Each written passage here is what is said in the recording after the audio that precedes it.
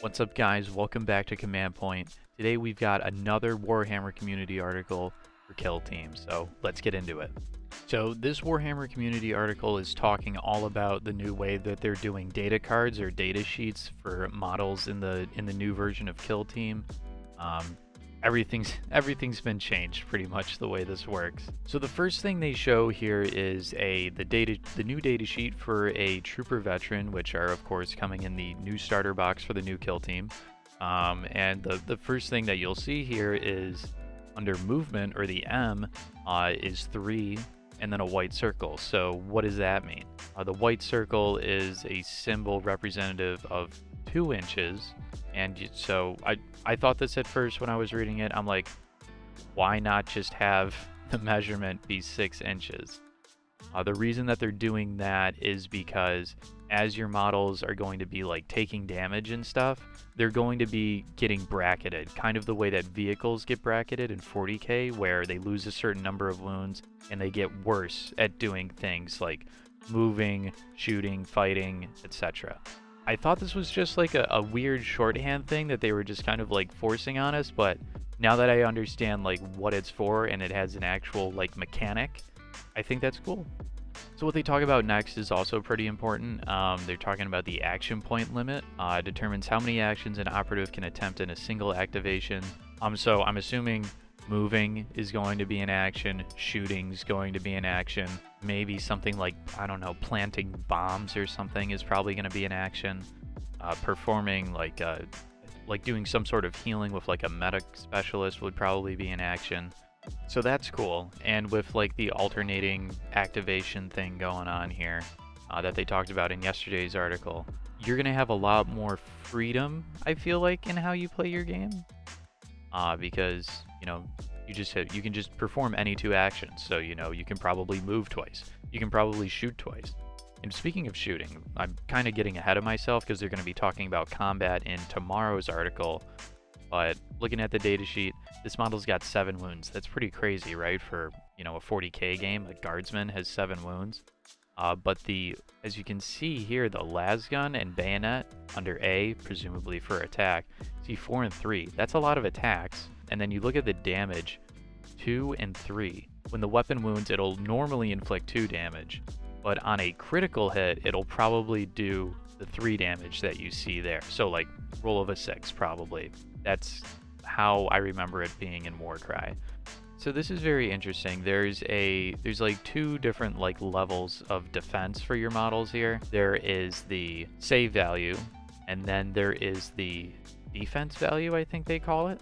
Yeah, given the tense close quarters nature of a kill team mission, it's only a matter of time before bullets start flying. Luckily, your operatives have the defense characteristic to help keep them alive. This represents how good they are at diving to the ground or otherwise getting out of the way of enemy fire. And then they go on to say the model's save value is the only thing that's transferred over from Kill Team Datacards. So just like the normal guardsmen in Kill Team now, they have the base 5-up save.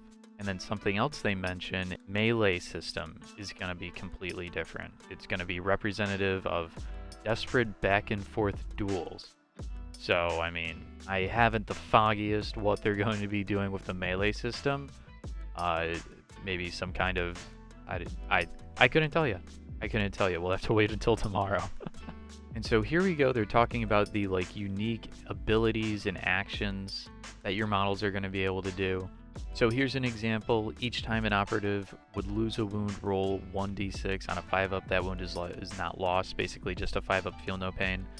You can ignore any or all modifiers to this operative's APL. So like we were talking about earlier with them getting bracketed at like a certain threshold of damage sustained, this model will be just able to ignore that.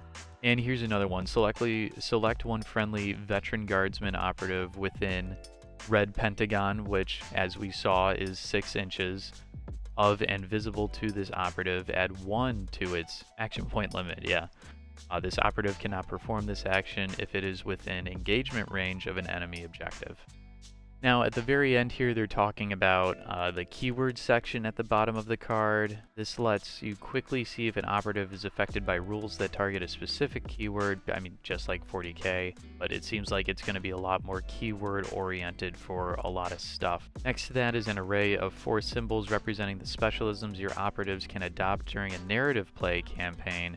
As you build a kill team of storied heroes, we'll be taking a much closer look at narrative play in a future article too. So probably not tomorrow, because tomorrow is going to be all about combat. You know, we're not really a narrative channel. We're kind of more with gameplay, mechanics, tactics, strategies side of kill team. But I mean, hey, we're going to cover it, so. And then at the very bottom here, it says join us again tomorrow for more Kill Teams talk. And yeah, I hope to see you guys tomorrow back here on YouTube. Thank you so much for watching this video. If you like what we're doing over here, hit that subscribe button, hit that like button. What do you think of the new Kill Teams so far? Leave a comment below. You know, so far a lot of positive feedback is what I'm seeing from you guys, and that's awesome, because that means that I'm happy about this new edition of Kill Team from what I've seen so far. You guys are happy about this new edition of Kill Team that we've seen so far. I feel like we can all breathe a little bit easier now, you know. A lot of people were worried, but it seems like most people are with it. Most people are with the changes that we're seeing now. So yeah, like I said, thanks for watching, and I hope to see you all again tomorrow.